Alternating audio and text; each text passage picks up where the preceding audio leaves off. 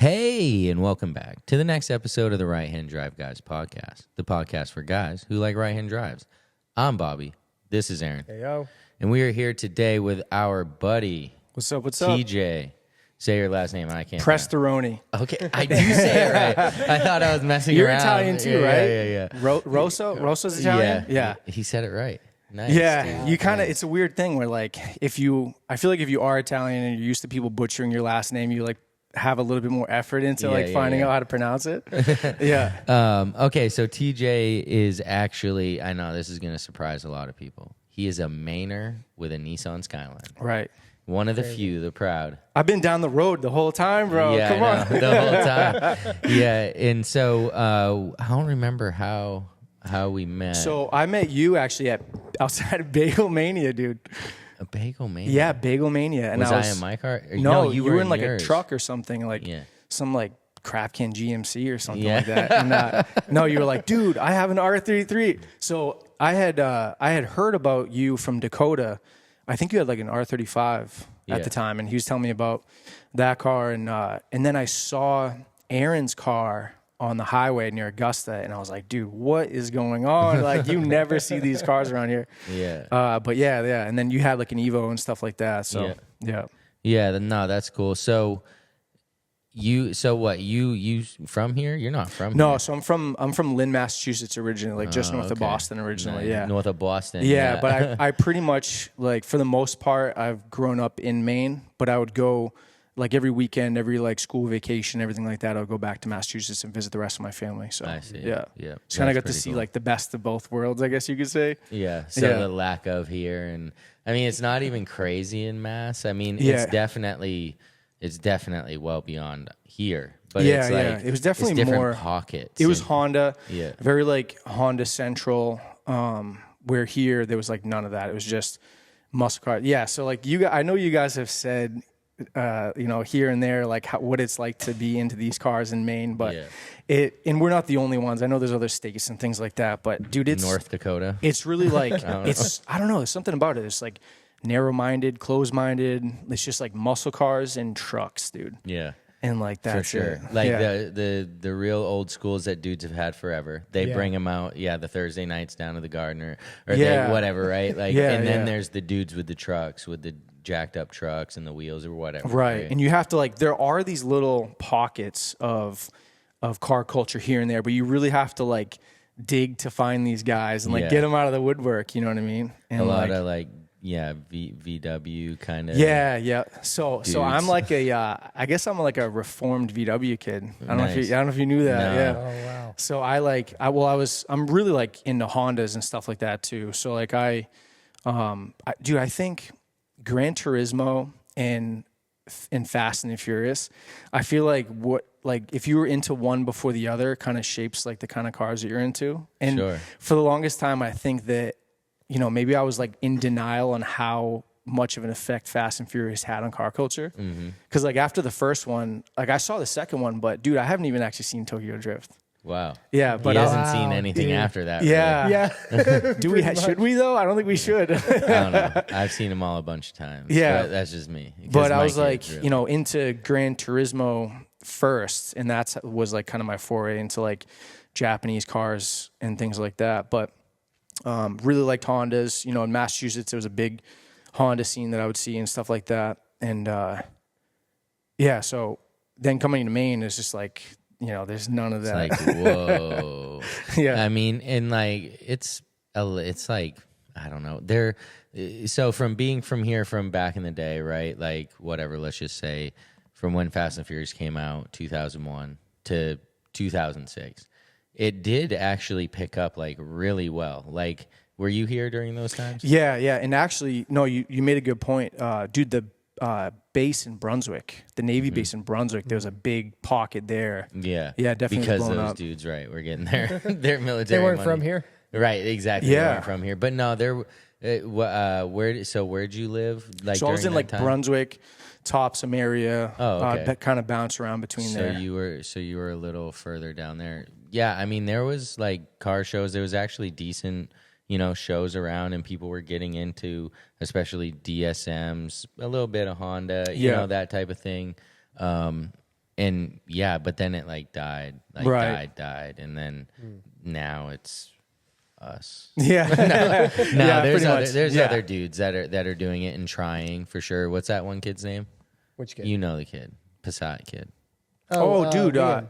Yeah. He's trying. He's a friend of mine, dude. He's awesome. Yeah, Liam's the man, dude. Yeah. I mean, super cool. And he's like trying. He's into it and he's trying. Yeah. You know? So I think he's putting on a meet this weekend. Yeah. Right. Yeah. So I mean, I do like but collectively it's A, too spread out. Yeah. And B, not enough volume. So like if there was more volume spread out, it'd be easier to come together. Yeah. But it's like one dude coming from Bangor, one guy coming from Freiburg, another guy coming from down east. Yeah. And so everybody's like, from dude, the county. Yeah, exactly. Yeah, 6 hours. Yeah. So, I mean, so I'm glad we do have a guy on here that can at least attest to the fact that, like, we're doing this because there's not. I know the struggle, bro. Yeah. I know the struggle all too well. The podcast is literally to fill that void in our lives where, like, there isn't the good meat, you know? Dude, there was a little while where there was a pretty decent drift scene here. And, you know, it's not really my full story to tell. I'll let Chris tell it some more. But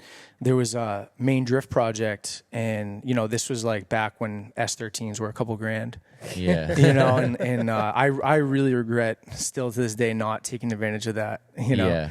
But it was pretty cool for a little while. Like Crooker Lot in Bath was owned by like BIW. Yeah. And they would rent that out. They'd have drift events there, a couple other spots in Maine. And then I think they would go to like Loudon, New Hampshire as well. And it was cool. like, it was kind of, and then it just fizzled out. You know, there was like an investor and it just kind of tanked. But I mean, I can see why kind of it's here, you know, 5 months a year, maybe. Right. That's hard. But people tried. People were into it. Yeah. And so it's more than what's going on nowadays. Yeah, that's for sure. I'd drift in Maine. Zero. What? Yeah. So, what's the deal? I know that you were here. You had some influence from Mass. Like, what was the first like? Yeah. So when I got my license, you know, I was trying to. I must have test drove like 10 Integras. All just, you know, with I'm talking like $500 budget, $1,000 budget. You know what I mean? I'm 37. Yeah. So I'm like, I really wanted one really bad. And then I drove like a B13 Sentra SCR, which also is a sick car. Dude. Wow. And with the SR20, right? Yeah, dude, it was so sick. And I would have bought it, but it had like some it had a super trap motorcycle muffler. And I was trying to be smart. So like, I didn't have a lot of money at all. I come from like no money at all, dude. I've been on my own since I was 16 years old. And so I bring it to this shop to have like a pre-purchase inspection done, right? I'm like, dude, I'll pay like, you know, $30 or something and have them look it over. You know, it's going to help me out. So they were like, there's no way this thing's going to take a sticker without like refabricating this whole exhaust. So I had found a Volkswagen. So that's what, it was like an 80. And how old were you at this point? Sorry. Yeah, I was like 16, I think. Okay. Yeah. So I got a Volkswagen Golf and I've always been into more like racing and like motorsport aspect of cars than anything. Mm-hmm. So there was like, I was like, cool, like a Volkswagen, you know, there's a bunch of these around here. And as I started to learn more about the culture, it was just like way more like show car stuff. And it was like really cool builds, like shaved bays and tucked wiring harnesses and a lot of like attention to detail. Yeah. But I was like, how come no one's like racing these things? You know, like looking for like, where are the guys like doing track stuff or whatever. And I just didn't really find anyone that was into that.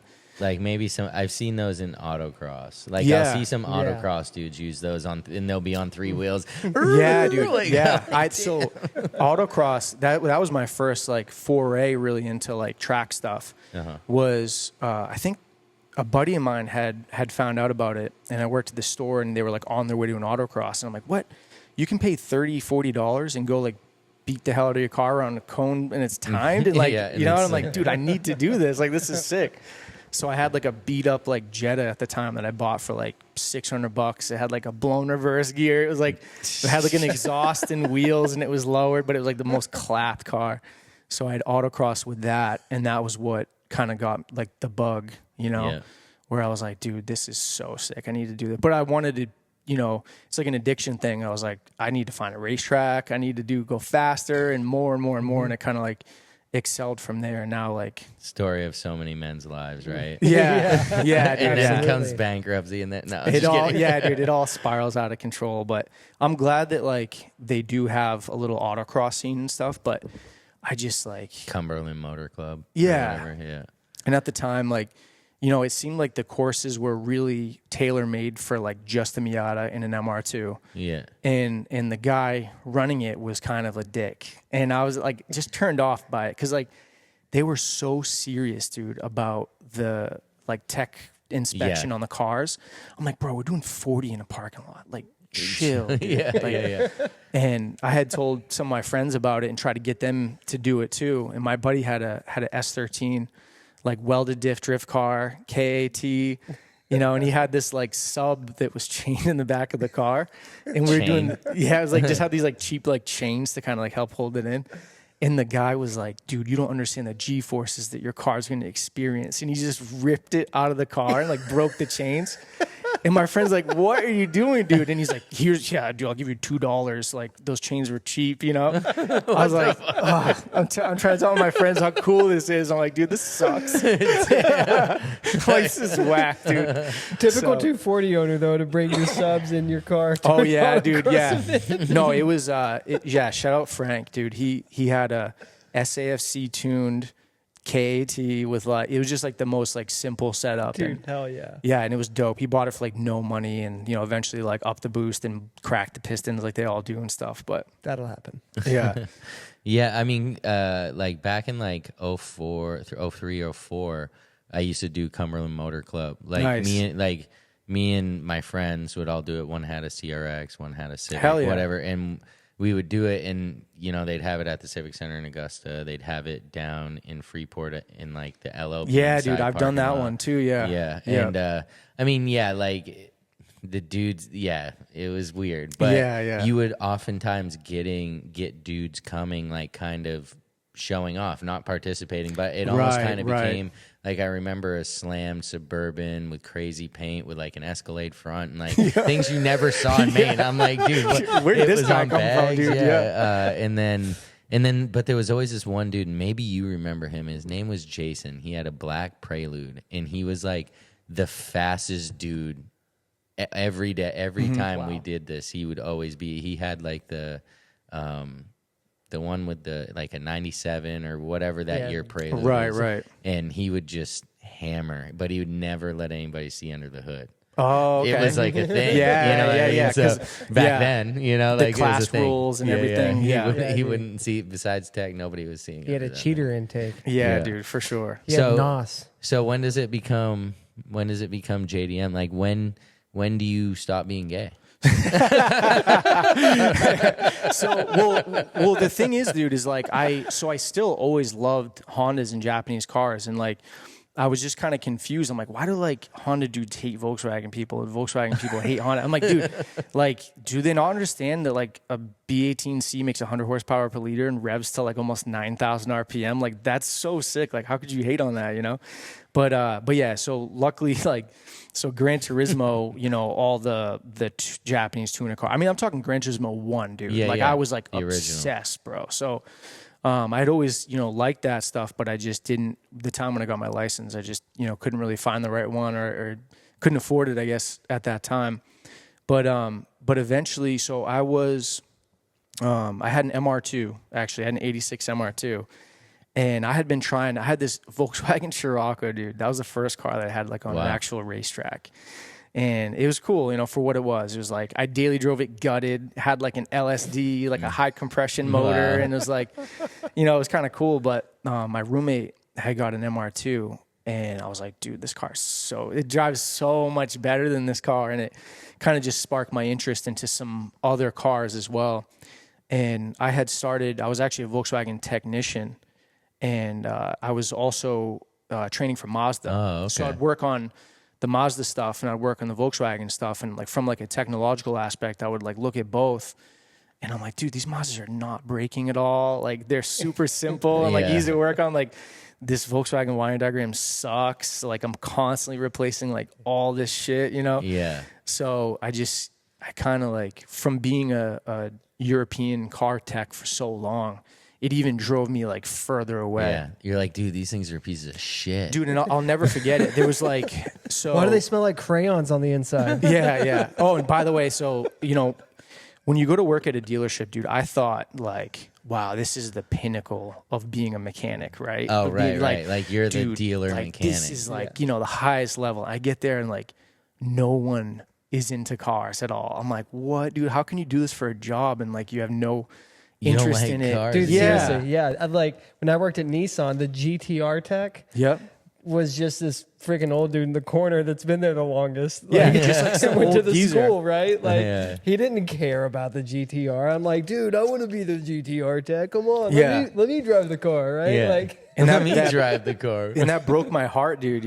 So, but anytime we got like a rotary car that would come in, I was like, dude, hell yeah, let me work on that thing. That's cool. Even like an RX-8. Yeah, sure. So, because no one else wanted to deal with it, I got all the rotary cars too. And I actually worked on an FD there that was pretty cool. And I did a bunch of work to that. And the guy, it was like a 20,000 like original mile FD. And the guy's like, I think his brother passed away and he was trying to fix it up so he could drive it somewhere down south and like sell it or do whatever. Yeah. He's like, I'm not getting shit for this up here, so I'm driving it down south, buddy. Yeah, no, for sure. And I got to I had to take that car home overnight and put a bunch of miles on it and stuff like that. Had to do it, huh? Had to do Dude, it. Had to do it on the 20,000 mile FD. Bro. Really, I don't know how I convinced these people to let me take some of these cars that I had, dude. Like I should not have been driving an FD at like 19 years old, bringing it home after, you know what I mean? Like, yeah. I don't know how I convinced them that it was a good idea, but at that shop though, so there's one guy that was in the cars and he had a STI swapped Impreza RS, dude. Wow, and so like the first day I saw the thing and I didn't know a whole lot about Subarus, but I knew that was like a pretty unique swap, Yeah. And I was just like, nice Subaru, dude. Like the GC8 or whatever? Yeah, dude. World Rally Blue. It was sick. That's dope. And now, like, that was years ago now, dude. This is like 2009, I think. And that guy's my best friend. He's like my brother, dude. And so, like, that car that he had, also, like, being involved in that project kind of accelerated my interest in all kinds of other cars, too. So, a thing you were saying, actually, in one of the last podcasts, getting people involved in some of these projects, like your boys, like working on it, it's like such an important thing, dude. Yeah, for sure. It brings a bunch of like pride to it. People have involvement and it's like. They have pride in it, right? Because they had the involvement and you weren't just hanging out alone like a fucking ding dong. Yeah, like, it's just so much better, dude.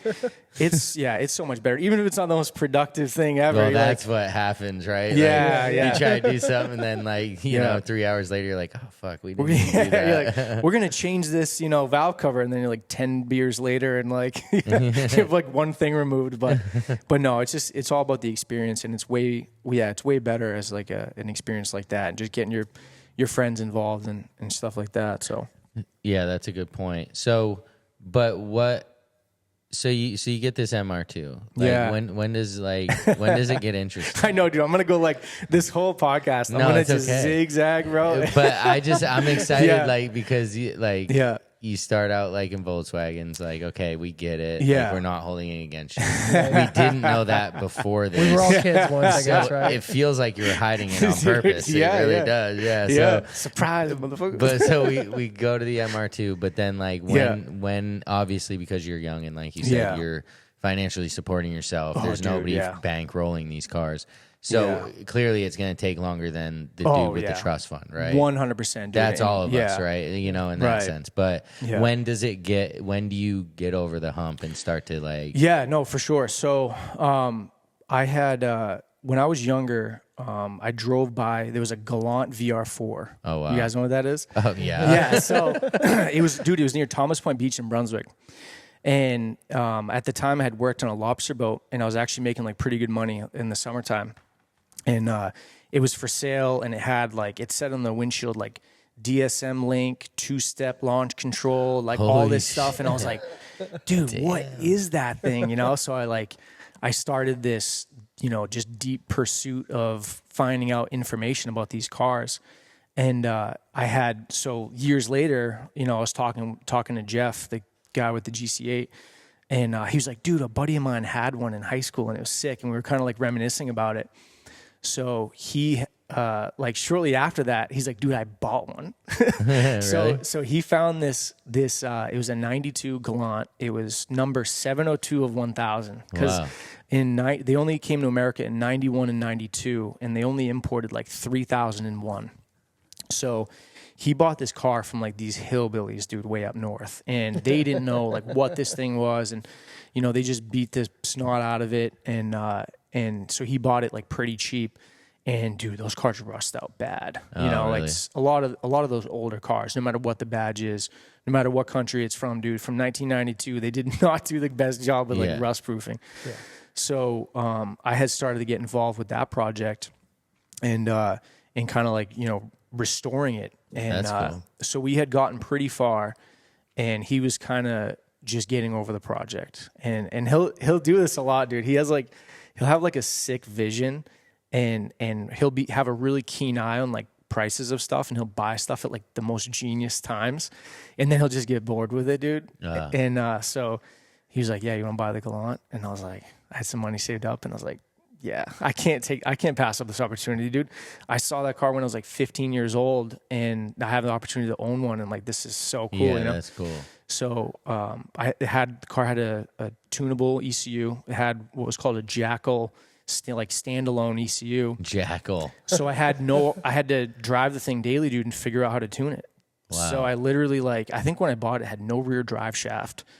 So I like just after hours at work started piecing it together. Oh shoot! Teaching myself how to tune, and then the Galant ended up with another Galant, and then came the Evo 1. So like, you know, there's a bunch of cars in between, but to get to like the JDM stuff, Derek Griffith. So I bought like 3 cars from Derek Griffith. That car actually came from Northeast Auto Imports. Really? Yeah. That's pretty cool. So he's a cool guy. Dude, he's a really cool dude. Yeah. Shout out to Derek. But so he got an Evo 1 RS from him. And just being such a Mitsubishi nerd and studying them and stuff like that, you know, as a car that I had my sights on. And Were at you the time, disappointed in it when you got it? No, dude, actually I love that car. Yeah, it was so sick. But I'll tell you why I'm kind of disappointed in it, dude, is the cost for like basic stuff. Like for it? I had to get a rear caliper, dude. You'd think it's like, oh, maybe like a Mirage or something is the same. Like a used caliper, dude, was like $500. Damn. Yeah. What? Used? Yeah, and it had like the 5th gear synchro was grinding, so I had to rebuild the transmission, and I'm trying to source all these parts from Japan and like trying to like plan this like rebuild in the transmission. I'm like, dude, I love this car, but it's just not because especially that Evo 1 and whatever they were doing, it was the beginning of it, right? So dude, whatever they were doing is probably not what they used on the Evo 2, so it's not right. The Evo 1 RS had I think it had a better front diff and rear diff. Maybe the final drive ratio was different, but it wasn't until the 3rd Evo, I think, that they like revised all the synchros in the transmission, and they're a little bit easier to get. But yeah, so that was my first right-hand drive car. And I'll tell you a sidetrack story real quick. So I had found out about those cars really because of the Pleasure Evo. Do you guys know? Like Tommy, I think, still owns it. Mm-hmm. I think Adam LZ has it now. Yeah. So Florida. Dude, so that car, like after finding out about autocross and going on this like obsessive, you know, like search to try to find more like events and things like that, I had found out about these hill climb events in Vermont. And dude, hill climb is like, it's one of motorsports like best kept, well, it's not really a secret, but it's like not as known as like other motorsports. And like, dude, it's so sick. And they've had this scene in Vermont since like the 60s. So I found out about this event at Mount Ascutney, Vermont, and through like a forum, through like a Volkswagen like forum. So like at the time, dude, I get my buddy Paul. I lived on the Brunswick Navy base at the time. The Navy base housing was like, they just started to rent it out to the public. And my neighbor had like a WRX. He was kind of like a car guy, like a bug guy. So I was like, dude, we got to go check out this event. Like they race cars like up this paved road, like in the mountains. Like, dude, this is so sick. You know, it's like best motoring like thing I'm thinking of. Like, this is amazing. So I get there and I'm at the start line. So you pull up And what it is, it's like a rally sprint, like a time trial up a paved, picture like the windiest road that you can imagine. Yeah. Like, you know, you've seen Pikes Peak or, you know, Mount Washington and stuff like that. It's like that, but like a smaller scale. So I'm at the start line and I'm just talking to these guys or whatever. And, you know, like, oh, this is cool. You know, looking at all these cars take off. And this guy's like, all right, man, nice talking to you. I'm going to go get my car. And he pulls up the Pleasure Evo. And he had, there was a shop that he worked at, or he owned, called DSG. And so when I met Tommy, I was like, yeah, he's the OG, like, DSG fanboy, because he was following, like, the builds that Alex. DSG, is that Densport Garage? Yeah, dude, Densport Garage. So, you know, at the time, like, being, like, a younger tech and wanting to, like, to do that kind of stuff for a living, like tune cars and build race cars and stuff, I was looking at everything that they did, and they were just building, like, the coolest stuff, dude. Like an SR swapped BMW 2002, or like a Dodge Raider with like a 1J. Yeah. Or like a E30 BMW with like a DSM 4G63 swap. But like, not only that, but they would campaign full rally cars, dude, at these different rally events, like upstate New York and the New England Forest Rally. Like, they would pull up with like a whole service crew and like service all these cars. So like, I was obsessed. I was like, I want to have a shop that's exactly like that, and I want to work on like all this stuff. So it was like a pretty big like inspiration to me. So when the Evo 1 came up for sale, it was like, dude, got to cop that. You know what I mean? Like, build my own version of the Pleasure Evo kind of thing. But you know, the budget wouldn't allow for it. You start realizing that those things are, like, you know, like you said, those things are hard to get, and you got to pay a premium for them. That'll cut a build short real quick. Yeah, it was just they're hard, man. Evo 1 through 3, dude, it's such a sick car. It's so light, and it has this super tossable feel to it. Like, it's just, the car feels like you can just thrash it all day long, and it like loves it, and it's so agile. And actually, I think it's rated at like 250 horsepower crank stock. And this thing, I eventually put a Haltech on it, and we tuned that and like injectors, but it's pretty much a stock car with like a couple more pounds of boost. Shout out Haltech. Yeah, dude, for real. But it ripped. Yeah, it was actually pretty quick for what it was.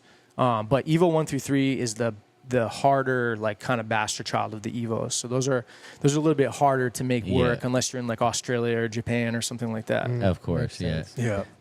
You know, actually, Haltech makes a plug-and-play ECU for your car, and you no longer need a jumper harness if you ever need anything for your 32 back there. Yeah, dude. I've been looking at that. It has a link on it already, and I kind of I wanted to learn another platform, I guess, tuning platform. Because you're tuning it yourself. Yeah, well, eventually, yeah. I actually had, Jack from HP Logic remote tune that car. Oh, that's cool. Because I've never tuned a car with ITBs, and it's a really expensive engine. So I'm like, dude, if I screw up the Galant, it's like, dude, it's, you know, whatever. That was the perfect car to learn on, by the way. It was so resilient, dude. I should have blown that thing up like a million times and just kept taking it, dude. RB26s? No, dude, a little bit more. So I'm trying to just be smart about it with my time and money. So I'm like, of course. So right off the rip, it was an HP Logic car originally, and I was like, yeah, dude, I'll have Jack tune it. You know, I've seen his stuff on YouTube, and the guy's the man, dude. He's the coolest guy. Yeah. So I had him remote tune it, but yeah. So that was originally HP Logic car, and before Derek had it, the guy, I guess, he did these cross country like rallies with it, and he had it painted up with like a Lightning McQueen livery. Did you ever see this? I think I posted it on the Facebook page, but so it was all Lightning McQueened up, dude. Before, yeah, really, yeah, and I think I forget. You have your Rusty stickers, dude. It was pretty weird. So it was all like stock suspension and everything, but he had done a couple things because he was going to drive it like pretty long distance. And so yeah, dude, Lightning McQueened up to like, I don't know, like attract the kids to it or something. Like, I don't know, bro. I don't get it, dude. Yeah, but, that is weird. To each his own, I guess. That was his style. But And I can't remember if Derek told me this after I bought it or it was before, but I was like, what? And so I like had to search it and I found it. I found like a YouTube video of the car. Wow. Before and Lightning McQueen Skyline. Yeah. Oh, dude, he had my shit Lightning McQueened up, dude. That's cool, dude. I feel like that's always like a challenge whenever I get a new car is to see what history I can find on it immediately. Oh, dude, yeah. Like, I don't know why that's always like one of the things I jump to first. Like, who owned this before me? Like, you guys turned me on to that website.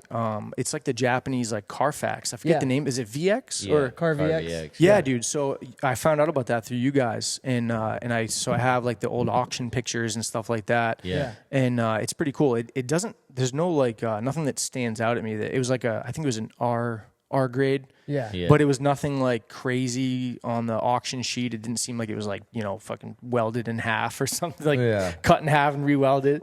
So do you think that's the original paint?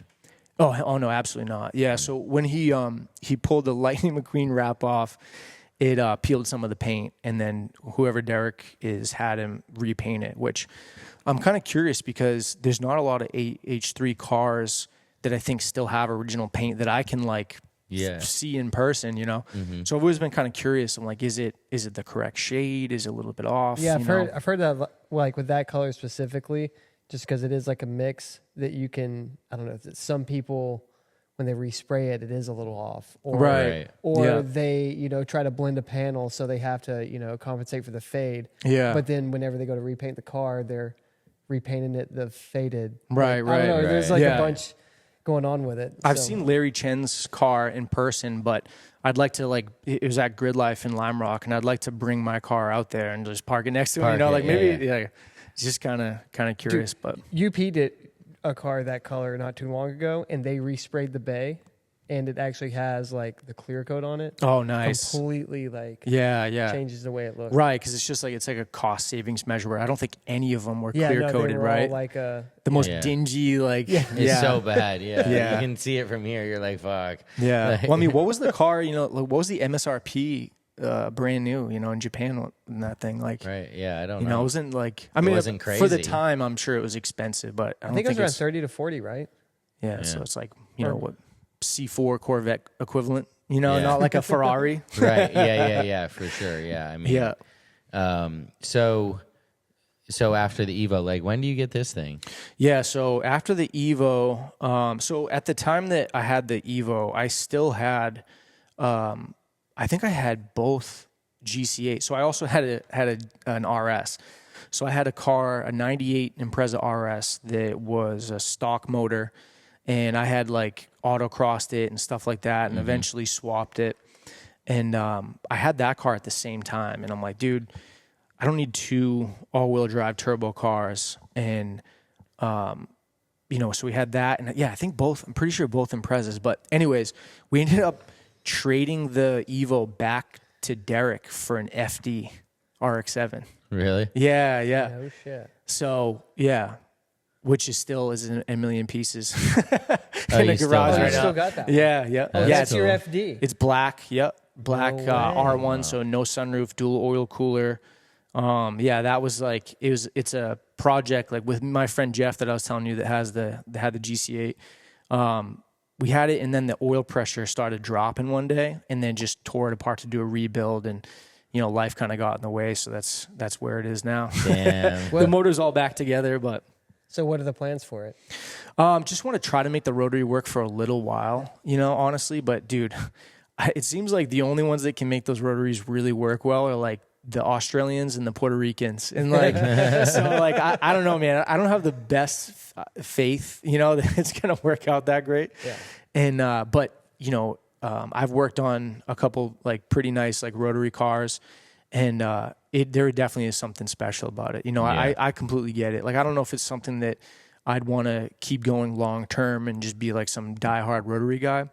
I think if anything, it might end up with like a turbo K series and then just be like a time attack car. That's cool. Yeah. I mean, I was about to say K series.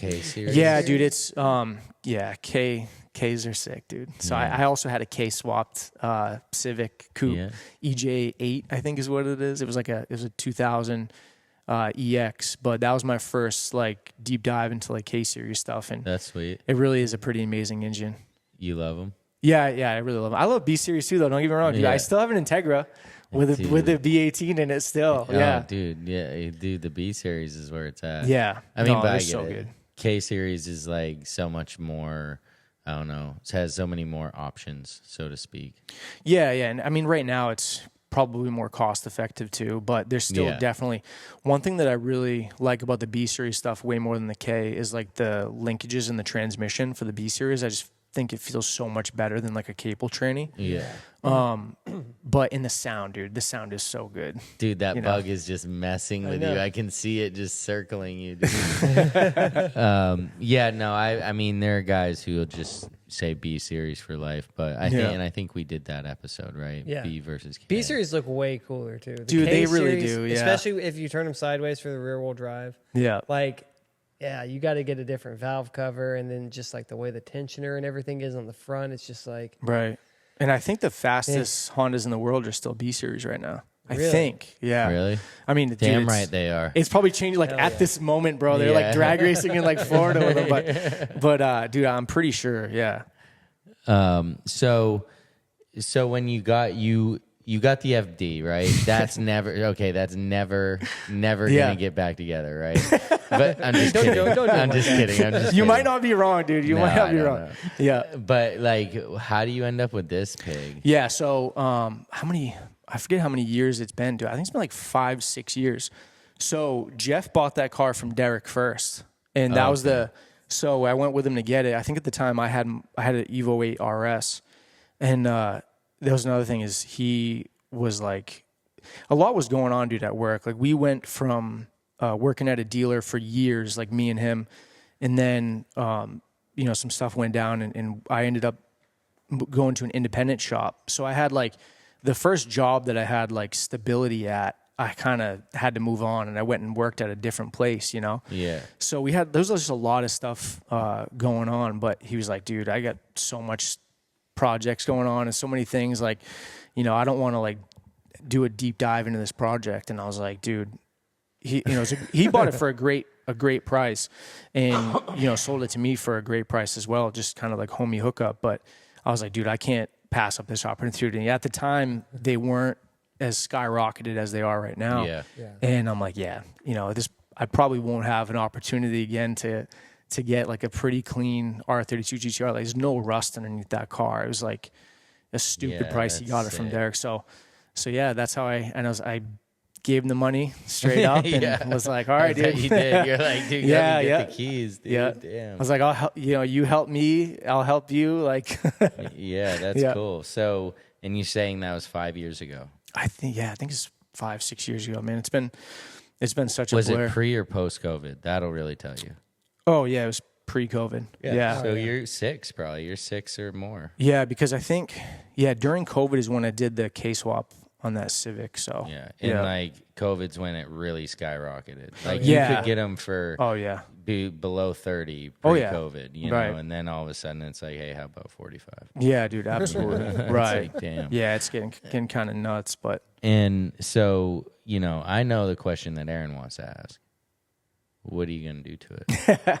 So right? the whole. What are you going to do to it? So like, dude, I mean, downloading videos on LimeWire, like this age, you know what I mean? Yeah, that was sick. Best Motoring, all the Group A cars in Australia, dude, just ripping up tracks, like Bathurst. Like, I was like, dude, this is the coolest thing I've ever seen. So that's like, I want basically like a streetable car that I'm going to take to the track. Like it's not going to be, anything crazy, maybe like 500 horsepower, but I just want a car that can like endure doing some like pretty hard track days, What about side pipes? Get a boom tube on it. Are you keeping your cat? Those are so sick. It didn't have one when I had it anyways, but wow. I don't know. That's what Jeez, dude. What Lightning McQueen decided. You just want to put your gases into the air, dude? Yeah, dude. Jeez. Yeah. I know, man. The ice caps are melting at the moment, dude. We're freaking going to be underwater. Thanks to that freaking thing. Yeah, we're like probably this percentage of that, at least. So, but how do you get there? How do you get to a 500 horsepower streetable, reliable, beat the shit out of it, take it home? Right. Car? So, Basically all the rubber bushings in the car need to go. Like everything is original. The whole subframe needs to come out. Dude, I've been like stockpiling parts. Just like waiting for the moment. But you need a subframe? Yeah, dude. But yeah, I'll take what I can get at this point. I probably need some spares. But yeah, it's really not that crazy of a recipe. Like the front suspension is kind of goofy on those cars. They need, a ton of camber. The brakes are way underpowered for what the car, would be doing for speeds with that kind of power. So all refreshed bushings, more camber, nice suspension, decent size single turbo, good fuel system, like nothing crazy. You know what I mean? It's so many people are making 700 to 900 horsepower with these cars. And like what I'm trying to do is way simpler of a recipe than that, you know? V-cam? No, I'll probably just keep it the way that it is too. So just keep it simple. You know what I mean?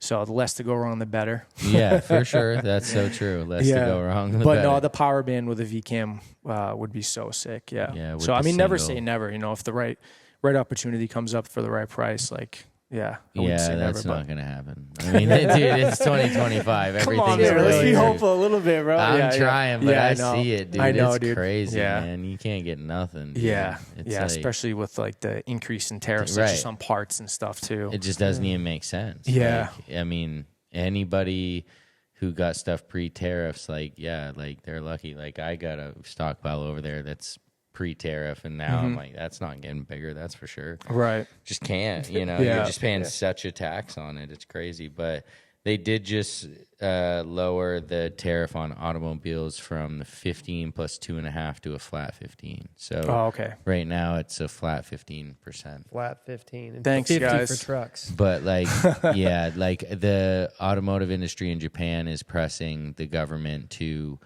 reduce the tariffs that they give us because they are saying that it's like killing them. Like, right. Dude, it's got to be. I mean, so many of those guys, they saw like how obsessed Americans were, even if it's like still kind of a niche thing in the grand scheme of things.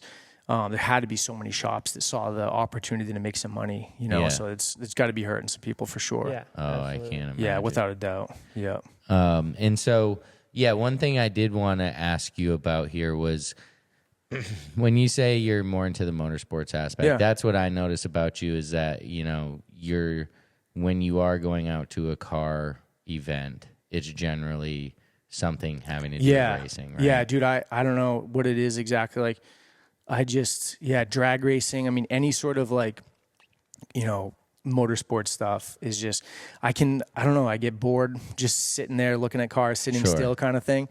But it's also like, it's a driving skill, just getting better constantly. Like that's just something that I'm really into. So it's like, I'm always trying to be like a better driver, learn more about it.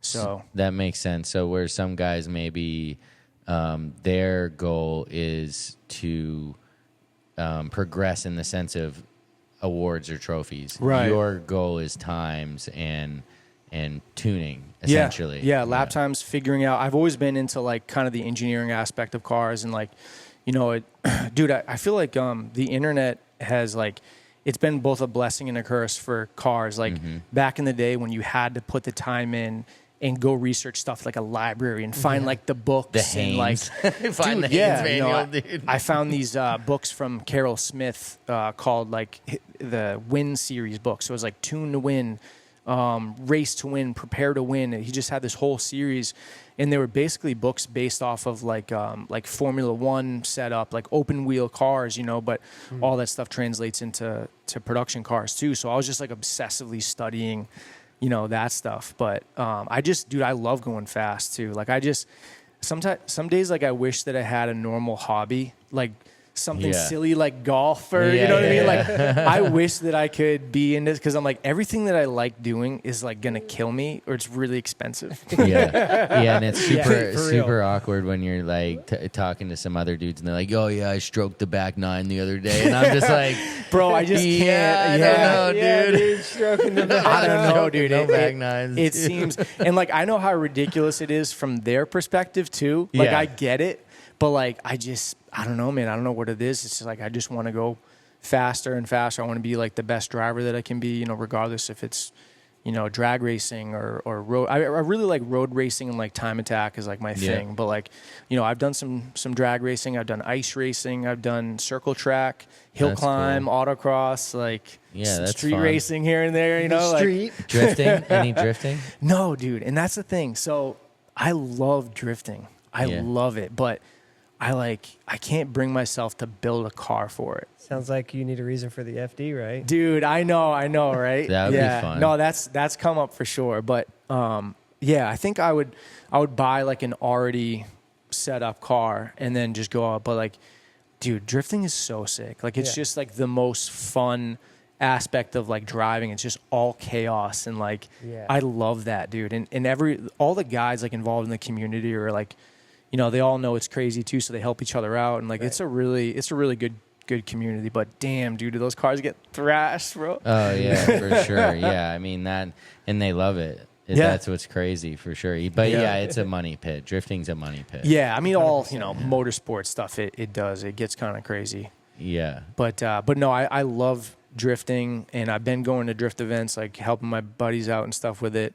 But I don't know. Maybe someday you'll see me in like a drift car. But for now, I'm just like kind of locked in, like just getting better driver. Do you still have like? Don't you have like an 86 or an FRS or something? Yeah. So I have an 86. How many cars do you got, dude? Yeah, dude, I know, too many. Yeah. Well, bro. Do you have a wife? Bro, I don't. Yeah. Oh, okay. Yeah. Wow. Yeah, okay. I know. Well, but I also have 30 chickens and 2 geese. And all right, ducks. Dude, geez. So like, do we have this like symbiotic thing where it's like, you want to get more cars? Well, I'm getting a couple more animals. We'll get some geese and maybe a turkey. We're like, go. Okay, whatever. But you make it work. Yeah. You're like, so I can get the Skyline. Huh? Yeah, that's cool. Yeah. That's cool. So never thought about drifting that thing? No. So that's the A6 is more of like just a seat time car. Like, no matter what I have going on, I can just hop in that thing. I can go do some track days, get some good practice, stay sharp kind of thing. And dude, that car is so good for that, by the way. Like when they came out with the first gen, I was pretty stoked because I'm like, this is a newer car that's somewhat affordable. It's simple. It's rear wheel drive. Like I like what they're trying to do here, You're like, finally I can buy a Scion. I know, dude, right? But I like the idea behind it. So I was like, all right, maybe cop one of those. So I did. I had a first gen actually before this one, and I did a track event with it. And then I saw the 8.6 come up. This second gen is what I have. It's a 2023. So that was for sale, brand new at a dealership down the street from where I work. And I'm like, dude, they're probably marking this thing up because a lot of stuff they were at the time. Yeah. And there's no markup. I knew what to say because I worked at a dealership in sales, so I got a really good deal on it. I'm like, dude, this is a no-brainer. Like, see a first gen, like I'm gonna cop this thing. It has just enough power where it's like it's a little bit more than like a momentum car. But dude, I just beat the daylights out of that car. Like I think I have 20 events on it. Like multiple, just 2 hours of seat time each event. Dang. Wide open. Like that's fun. At Thompson, I ended up doing it was like 96 laps. In like extreme heat, dude, and it just keeps going. I'm like, hell yeah. So that's cool. You just take care of it. Yeah, I'm really adamant about like changing the oil, and I'm just always under the hood. I'm checking everything over. Like after each session, I'll throw it up in the air, make sure everything's tight, and just kind of go through it. And it works really good for that. That's just cool. Within my budget. Consumables are cheap, tires are cheap, brakes are cheap for that car. So that makes sense. Yeah, like you said, you can just have fun with it. You don't really got to worry about crashing it so much, you know, and that type of thing. You're just replacing things that you got to replace anyways. Yeah, no, absolutely. That's cool. So it works pretty well for that. I definitely recommend, like, if you're trying to get into that thing, into that style, like, HPD, time attack, it's a good car. It's a good basis for it. Miatas and those cars and things like the S2000s are awesome, but they're starting to get a little bit harder to find, a little bit pricier. Sure. Yeah. Yeah, you don't want to be, for sure. At that point, I mean, they're going for big money. So what's your favorite track? Oh, dude, that's a great question. Like, track that I've been on, I think Club Motorsport in Tamworth, New Hampshire. But it goes between that and Palmer in Massachusetts as well. So, dude, we're kind of like spoiled, honestly. We actually have a decent amount of tracks that like are not that far, and you wouldn't. like not a lot of people know about it. But you have Loudon, New Hampshire Motor Speedway. There's the road course inside the oval. That's like 2 hours. Canyon Motor Club, which I'm pretty sure you've been to. Yeah. Right? That's like the one I've been to. Yeah. Yeah, I'm going there the end of this month. But then we have Thompson in Connecticut is like just under 3 hours. Lime Rock is a little bit more of a hike. But then we get Palmer Motorsport Park in Massachusetts. We get Club Motorsports like an hour and 45 minutes from my house, dude. It's sick. Do you have to have a membership? No. So you go. So also shout out Mass Tuning Track Fest, dude. It's a really good club to do track days with. So they will, rent the track out, and then you just pay a fee, and they like kind of host the event. I see. Yeah. So you get by the membership by going to their event. Yeah, exactly. No, dude, the membership is like absurd. Yeah. I forget what the cost is, but it's like, crazy. But so did they ever end up building the little condos with the garage up there?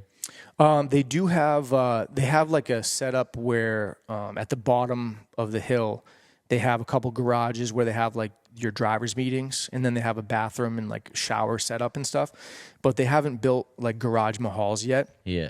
So, which is actually sick though, because you can drive all the way to the top and then camp out there too, which I've done. Really? Dude, and the scenery is so sick, especially like in the fall. But yeah, that's a really good track. The manager is actually an old school hill climb guy. Vermont hill climb guy. Yeah, Mike Ruggiero. So. Wow.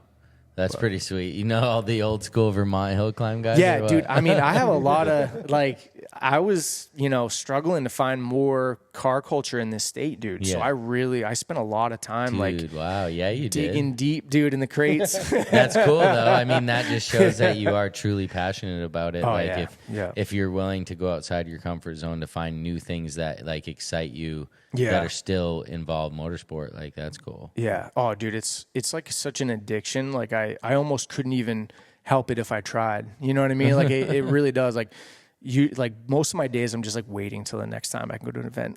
Yeah. You're like, okay, I got 12 days left. All yeah, right, pretty much, bro. Yeah. It's like, it's kind of But that's cool. You love it. So, okay, damn, I had one. I can't think of it. It's all good. Go ahead. You got something? Putting you on the spot. Putting me on the spot. So, yeah, speaking of tracks, are there any other tracks in the U.S. that you would like to go to? Oh, yeah. Dude, of course, yeah. No, you actually did ask that, too. So, tracks that I haven't been to, I mean, dude, Bathurst is like a bucket list, like in Australia, Mount Panorama. But, more like attainable ones, Laguna Seca, COTA, Circuit of the Americas in Texas. I was actually there for a Red Bull Infinity event when it first opened, and like, dude, that's such a sick track. Yeah. They have some time attack series that go there. Road Atlanta, I rode along in a GTR in Road Atlanta, and so actually, one of the dudes you had on the podcast mentioned him, but Nismo Zach, this guy Zach Melissus, threw on this like Skyline Invitational. It's almost like a mini like GTR festival kind of thing in Georgia. So part of that event was like one day it was a car show. The second day it was like a track day, like at Road Atlanta. And have you done that track? Yeah, on a motorcycle. Dude, it's so sick. It's insane. It's insane. Like when you go, the last corner is like this barreling like downhill, and then there's just this huge wall, and it's this sharp like right-hander. Yeah.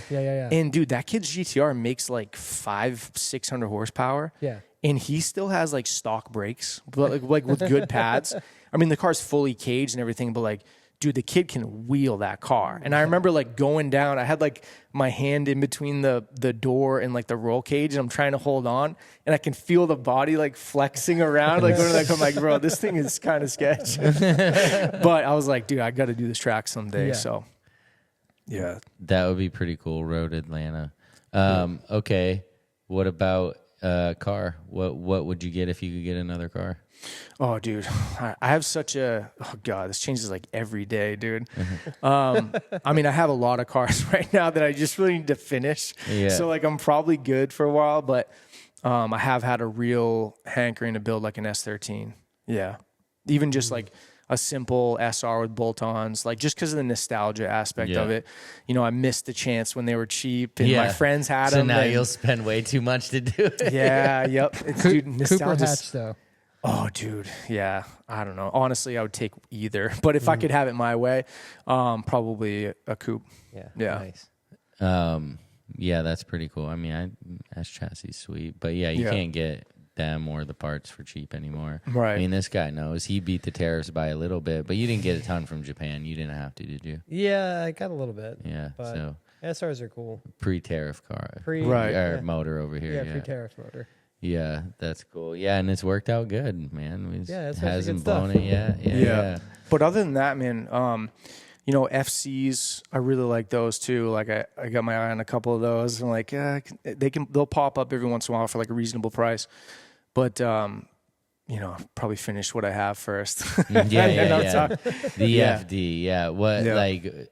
Oh yeah, that's right. You're just trying to get the rotary to run good. Yeah, dude, we saw that 5-rotor at Import Alliance. Not to say that you should do a 5-rotor. I don't even know if that would fit in there. I'm not sure how that works, but it was insane. Yeah, like it just sounds. And I just actually last night saw the video of it on the dyno. Oh my gosh, dude! It's such a cool. So I used to run like a portable dyno business, by the way. Wow. And we had this, it was a first gen like rotary drag car. I forget if it was still a 2-rotor, it was just all built. I mean, it was a really serious drag car. And the sounds that it made, dude, at a certain RPM, it was like, I've never heard anything make a noise like that. Like it was just it's crazy. Such a crazy thing, dude. Like they're in the heat they put off and everything. Like it's definitely a cool experience. The flames that they'll shoot, like are crazy. There's nothing quite like it, man. So I totally get it. Like the guys that are diehard rotary, like, bless them, dude. They're gluttons for punishment, but like it is sick. I get it. Yeah, and I mean maybe with some advances, it's like a little more reliable, but like it's still a rotary. I don't know. Yeah. It's just gonna be finicky. Yeah. For sure. Dude, I don't know. I think this is pretty good. Yeah, I think we've done pretty good here. Yeah. Is there anything else you want to talk about? No, dude. Just. Yeah, thanks for having me. I actually did want to mention, like, I've seen how you guys have just stayed grinding on this and like how consistent you've been. Yeah. And you know, I was here like shortly after I think you set this up, and it's so cool to see, dude. I really like everything that you guys are doing, and like just it's not easy. Like I have like a YouTube channel, and like I've tried, and it's like sometimes you feel like you're banging your head against the wall, and like you maybe don't see the growth that you want to see, but like. What you guys are doing is awesome, dude. Thanks, and I'm really glad that you guys are in this state, you know, suffer with me. a little something, yeah, man. And, you know, maybe I think, you know, it's because of our true passion for the cars in the sense of, like we said, this is how we really stay connected to everyone else who's spoiled and has actual scenes. And I feel like if that wasn't it, maybe this would have fallen off much quicker. But since it's like keeping us connected, it's a lot easier to like every week go in and do it. And yeah, I mean, dude, we didn't think we'd be on episode 153. I know, dude. With TJ Presterone, dude. Yeah. I've been down the road this whole time, guys. But no, we needed to get established to have the big dog on. You know what I mean? We didn't want you to say no to us, dude. I'm an hour away now, though. It's funny how that works out. But yeah, I mean. Oh yeah, right, because you moved. Yeah. I'm in Oxford now, dude. I'm right near the dragway. You guys ever go out that way? Sometimes. Yeah. Not really. Go to a casino, dude. Go hit up the casino, shoot some craps or whatever. I don't gamble at all. I do nothing about that. I don't even have a clue. TJ, now we do appreciate you bringing your beautiful R32 and shooting the shit with us. Yeah, for thank an you hour. guys. Appreciate it. So what's really cool is you are a listener, and obviously as you made references throughout the thing, so it is cool to have somebody who's been listening on, you know, and now our listeners also now can relate to somebody. Yeah. You know what I'm saying? Yeah. So let them know though. Like, so how do they find TJ on the internet? Yeah, so on YouTube, I'm James_Motorsport. And then Instagram, it's my last name, so it's Presterone, TJ. Probably should get a shorter Instagram. I'm old, bro. I'm a boomer at this point. Yeah, but that's cool, man. Yeah. And but lastly, what other events are you at this year in case any of the listeners just so happen to be there? Yeah, man, absolutely. I'm just going to do a couple more track days with Mass Tuning Track Fest. And then Mike Ruggiero is throwing on a hill climb style event at Club Motorsport in October. Yeah. So other than that, man, you can catch me on tracks around New England. Yeah. Yeah, hell yeah, man. All right, man. For episode 153 with TJ Presterone. I'm Bobby. This is Aaron and TJ. See ya. Peace.